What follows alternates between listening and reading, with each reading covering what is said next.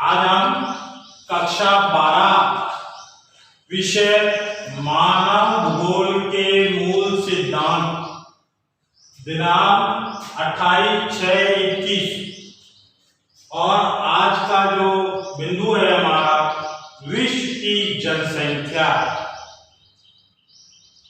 तो विश्व की जो जनसंख्या है, इस अध्याय को पढ़ने से पहले हम जनसंख्या के बारे में समझें कि जनसंख्या होती क्या है, इसकी डेफिनेशन, इसकी परिभाषा क्या है। बिल्कुल सरल शब्दों के अंदर बताई गई। जनसंख्या से हमारा तात्पर्य क्या है? तो जनसंख्या से हमारा तात्पर्य क्या है? किसी भी प्रदेश में निवास करने वाले लोगों की जनसंख्या। कोई सा भी क्षेत्र हो, उस क्षेत्र के अंदर निवास करने वाले लोगों की संख्या, उसको हम क्या कहते हैं? जनसंख्या कहते हैं। एक महोदय है इम्पर्सन महोदय, उन्होंने कुछ कोटेशन भी दिए।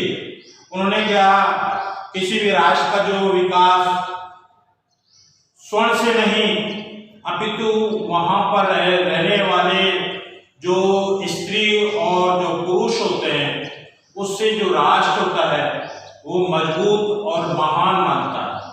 किसी भी राष्ट्र का जो विकास होता है वहां पर रहने वाले लोगों से होता है।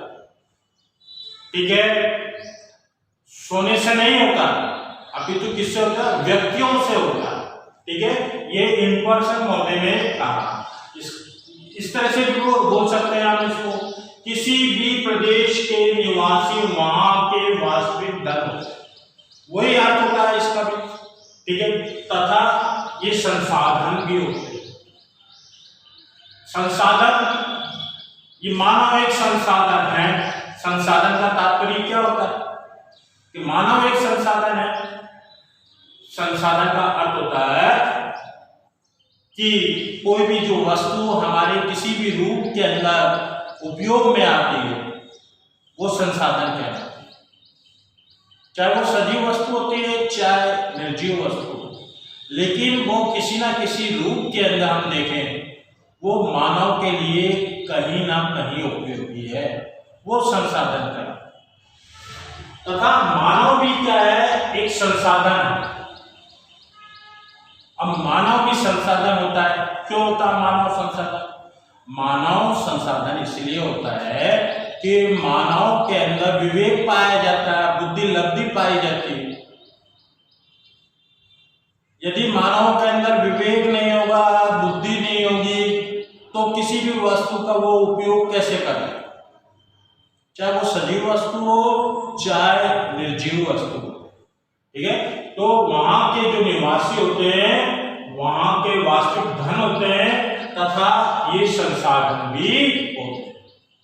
क्यों? क्योंकि मानव के अंदर विवेक पाया जाता है, बुद्धि लब्धि पाई जाती है। ठीक है, लोगों की जो जनसंख्या सर्वत्र विषमता पाई जाती है। अब जो जनसंख्या है, हर प्रत्येक क्षेत्र के अंदर हम देखें, चाहे विश्व के अंदर देखें, चाहे भारत के अंदर देखें, चाहे हम राजस्थान में देखें, इसमें विषमता पाई जाती है, अंतर पाया जाता है। अंतर से तात्पर्य हमारा क्या है?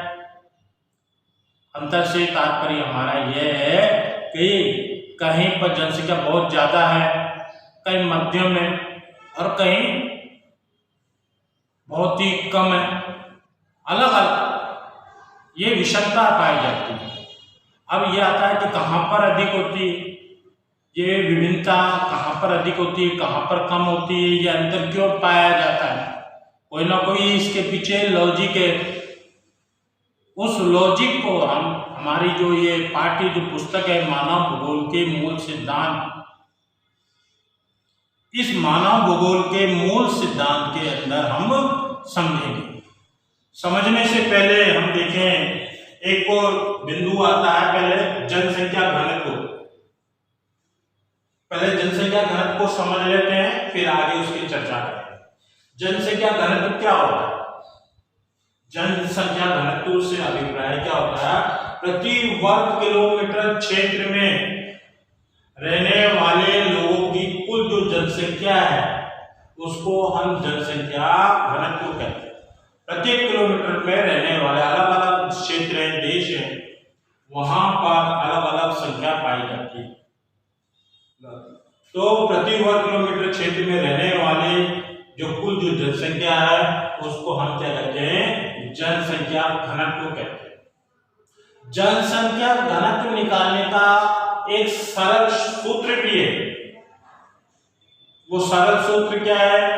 वो सरल सूत्र यह है कि जनसंख्या का घनत्व बराबर जनसंख्या बटा क्षेत्रफल। इससे हम जनसंख्या का घनत्व निकालते हैं। कई बार परीक्षा में आ जाता है कि जनसंख्या का घनत्व निकालिए, तो एक छोटा सा मैंने उदाहरण बता रखा है इधर बोर्ड के ऊपर। इसको देखें, जैसे कोई सा भी क्षेत्र है, इस क्षेत्र के अंदर ये कुल जनसंख्या पाई जाती है, ठीक है, और ये क्षेत्रफल है। तो दो बिंदु से दो बिंदु गए बने, तो कितना बचे? 1500, 1500, ठीक है। तो ये क्या हो गई? वहां का जनसंख्या घनत्व हो गया, ठीक है। अब प्रभावित करने वाले कारक, प्रभावित करने वाले, ये जनसंख्या को प्रभावित करने वाले कारक कौन से? जिसके कारण क्या होता है? जनसंख्या किसी क्षेत्र में कम पाई जाती है, किसी क्षेत्र में ज्यादा पाई जाती है। क्या फैक्टर से क्या कारण है? इसके निम्न कारण है।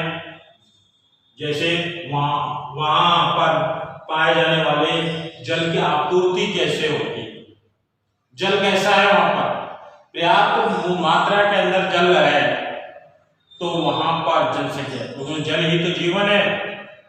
जहां पर पानी होगा, जल होगा, वहां पर लोग ज्यादा जाकर के बसेंगे, क्योंकि जल के माध्यम से ही हम बहुत सारे कार्य कर सकते हैं, जैसे कृषि करना, उद्योग लगाना, पीने के रूप के अंदर उपयोग में, ठीक है, और अनेक कार्य वो जल के माध्यम से होते हैं। तो जहां पर जो जल पाया जाता है, नदी होती है, कई सागर होते हैं, कई समुद्र होते हैं, कई, है ना, तो वहां पर ऐसे जो क्षेत्र होते हैं वहां पर जनसंख्या ज्यादा पाए। इतिहास में उठा कर देखें, इतिहास उठा कर देखें हम कि जितनी भी सभ्यताएं थी, चाहे सिंधु घाटी की सभ्यता हो, चाहे हड़प्पा के हो, चाहे कालीबंगा की, इन सब का विकास कहाँ पर हुआ? तो इन सब सभ्यताओं का जो विकास हुआ नदी घाटियों के आसपास के जो क्षेत्र हैं वहां पर इन सभ्यताओं का विकास हुआ। इसलिए हम कह सकते हैं कि जल मानव के लिए एक महत्वपूर्ण साधन, ठीक है। दूसरा बिंदु आता है भू आकृति। भू आकृति का अभिप्राय क्या होता है? दूसरे शब्द में इसको हम ले सकते हैं, साधारण शब्दों में धरातल भी बोल सकते हैं। वहां का धरातल कैसा है, भू आकृति कैसी, वहां की जियोमॉर्फोलॉजी कैसी है, वो जो भाग है समतल है या असमतल है, पहाड़ी है, पठारी है, मैदानी है, कैसा है। यदि मैदानी होगा तो क्या होगा? वहां पर आसानी से अधिक मात्रा में जनसंख्या पाई जाती है। पर्वतीय होगा तो वहां पर जो जनसंख्या है कम पाई जाती है, ऊबड़ खाबड़ है, कम पाई जाती है, ठीक है। जैसे हम उदाहरण देखें, जैसे गंगा का मैदान हमारे भारत में, ये भूभाग कैसा है? समतल है। अब समतल होने की वजह से इस भूभाग के अंदर ज्यादा जनसंख्या पाई। विश्व के अंदर हम देखें, यांग का मैदान, यांग का जो मैदान है, तो यहाँ पर विश्व की सबसे ज्यादा जनसंख्या पाई जाती है। वहां की जो जलवायु है वो जलवायु कैसी है? गर्म है, ठंडी है, कैसी है? ठीक है, ज्यादा गर्म है, ज्यादा ठंडी है, तो कम जलवायु, समशीतोष्ण जलवायु जहां पर होगी वहां पर जनसंख्या अधिक पाई जाती है। मृदाएं, वहां जो मृदाएं उपजाऊ है या अनुपजाऊ है, ठीक है, उपजाऊ होगा तो आसानी से कृषि हो सकती है, तो जहां पर आसानी से कृषि हो सकती है तो वहां पर क्या होगा? जनसंख्या अधिक पाई जाएगी। इस तरह से ये सब क्या है? ये भौगोलिक फैक्टर्स है। और भी कई फैक्टर्स होते हैं जो कि जनसंख्या को प्रभावित करते हैं। और कौन कौन से फैक्टर्स होते हैं इसके बारे में हम आपको कल बताया जाएगा।